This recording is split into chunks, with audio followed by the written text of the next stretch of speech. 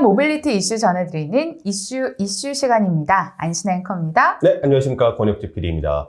안신 앵커님, 국내 완성차 업계 하면은 혹시 어디 브랜드 생각나세요? 현대차, 기아, 그리고 르노, 삼성자동차, 쌍용차, 한국-GM 이렇게 5곳이요. 맞습니다. 오늘은 그중에서요, 르노 삼성자동차와 쌍용차에 대해서 좀 이야기를 해보려고 하는데요. 네. 그중에서 첫 번째, 르노 삼성자동차입니다. 르노 삼성자동차가요, 이름을 바꾸고 새 출발을 시작했습니다.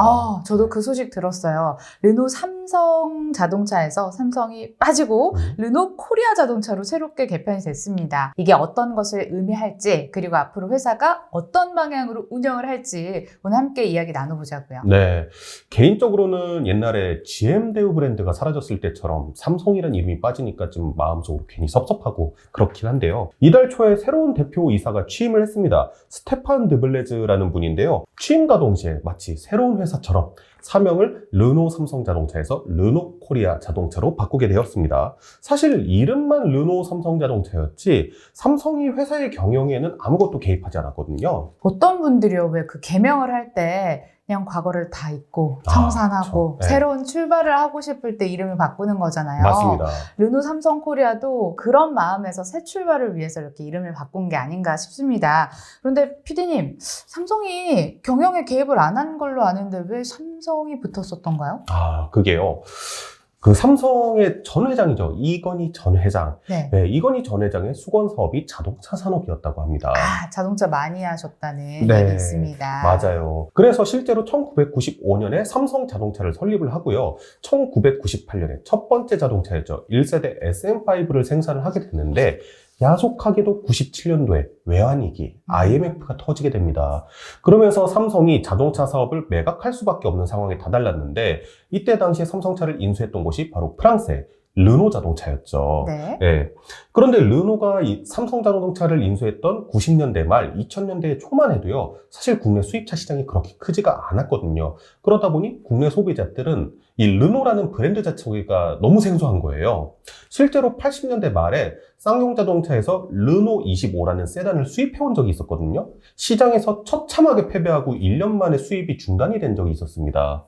그러다 보니까 르노한테는 사실 이 삼성이라는 국내 그 유명한 브랜드가 필요했던 거예요. 이에 따라서 로열티를 주고 브랜드 사용권 계약을 맺게 됩니다. 2020년에는 이 사용권 계약을 연장을 했어야 되는데 연장을 결국 안 하게 됐고요. 이번에 르노 코리아 자동차로 사명을 변경하게 된 겁니다. 그러니까 삼성이란 이름을 갖다 쓴 거고 삼성은 실제로 경영을 하지 않고 발만 살짝 담갔다 나온 셈이군요. 네. 근데 여기서 드는 우려점이 이게 이제 이름이 르노 코리아 자동차라고 하니까 벤츠 코리아, 포드 코리아처럼 여기도 다 수입차 업체 이름이잖아요. 네.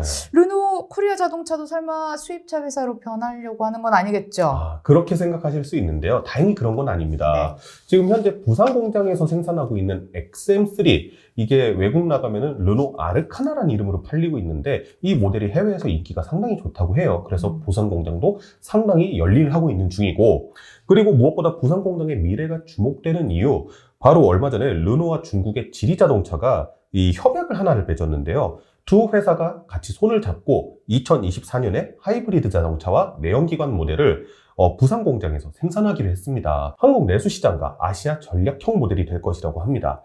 지리자동차 저희 이슈에서도 몇 번 다룬 적이 있었잖아요. 네. 볼보의 모회사라는 거. 네. 저희 그리고 얼마 전에 볼보 C40 리차지 같이 시승했었잖아요. 네. 이때 당시에 C40 리차지가 CMA 플랫폼을 바탕으로 만들어진 차량인데요. 이 CMA 플랫폼을 바탕으로 2024년에서 부산 공장에서 새롭게 출시할 이 차량도 이 CMA 플랫폼을 활용해서 만들어진다고 합니다. 그래서 유튜브 영상 좀만 찾아봐도 볼보를 부산에서 생산한다, 그리고 뭐 링크앤코를 생산한다 이런 썸네일들이 많이 보이던데 다 그런 이유에서였네요. 네, 맞아요. 이 링크앤코, 방금 말씀하셨던 링크앤코 같은 경우에는 지리자동차에서 만든 유럽 전략형 브랜드거든요. 대부분의 차량이 하이브리드 모델하고 전기차 등 친환경차로 좀 구성이 되어 있는 브랜드고요. 근데 다만 실제로 이 볼보나 링크앤코의 모델이 국내 부산에서 생산이 될 가능성은 저는 좀 낮다고 보거든요. 그렇군요. 네, 왜냐면은 제가 르노 그 본사 홈페이지에 보도자료를 좀 봤는데 2024년 새롭게 생산할 하이브리드 차량은 한국 내수용 시장과 아시아 시장을 위한 차량이라고 얘기를 했기 때문입니다. 유럽의 자동차 시장하고 아시아의 자동차 시장이요, 조금씩 다른 느낌이 있어요. 특성 자체도 다르고요. 그 다음에 구매자들의 선호도도 좀 다른 편이기 때문에 유럽 성향이 강한 볼보와 링크앤코를 굳이 국내에서 생산해서 내수 시장에 판다? 이거는 제 생각에는 좀 가능성이 낮다, 이렇게 생각이 되고요. 반면에 CMA 플랫폼을 바탕으로 만들어진 그 중국의 지리자동차에서 생산한 차량들이 있거든요. 네. 아마 이 차량들을 가져와서 조금 변경을 하거나 그런 다른 형태의 방식을 취하지 않을까, 그런 생각이 듭니다. 그러면은 중국의 지리 자동차 모델을 국내에 들여온다? 이거 국내에도 반중 여론이 좀 있거든요. 네. 실제로 들여왔을 때 어떤 반응을 보일지가 궁금하네요. 그쵸. 아마 좋은 반응은 아닐 것 같은데, 지금 지리자동차 같은 경우에는 사실 볼보를 인수하면서 자동차를 이렇게 만드는 기술 같은 게 상당히 많이 높아졌거든요. 실제로 링크앤코 같은 경우에도 만든 수준이 상당히 뛰어나다, 이런 평가 많고요. 그래서 품질에 대한 걱정 자체는 없는데, 최근에 우크라이나 전쟁을 통해서 사실 미국하고 중국하고의 패권 경쟁이 더욱 심해졌단 말이에요. 그렇기 때문에 이게 르노와 지리자동차가 얼마 동안 이렇게 사이좋게 계속 협업을 할 수 있을까? 이것도 좀 지켜봐야 될 것 같고요. 국내 소비자들의 반중 정서나 그다음에 중국 제품에 대한 불신, 이런 것들 상당히 크거든요. 인터넷 댓글만 봐도요, 야, 볼보 중국 차잖아, 이러면서 매도하시는 분들도 상당히 많더라고요.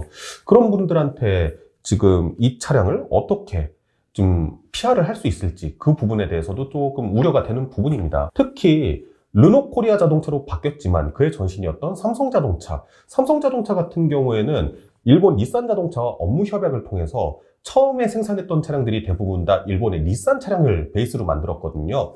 그래가지고 이 내구도와 품질 신뢰에 있어서는 진짜 대표주자다, 이렇게 오랫동안 기억이 남았었는데, 중국 차에 대한 이미지는 조금 반대되다 보니까 삼성이라는 사명을 벌인 르노 코리아 자동차, 미래가 어떨지 한번 좀 지켜봐야 될 것 같습니다. 네, 르노 코리아 자동차 새 출발 저희가 응원을 하겠고요. 또 관련해서 새로운 소식이 들려오는 대로 이슈가 체크해 드리도록 하겠습니다. 오늘 저희가 준비한 순서는 여기까지입니다. 끝까지 시청해주신 여러분 고맙습니다. 감사합니다.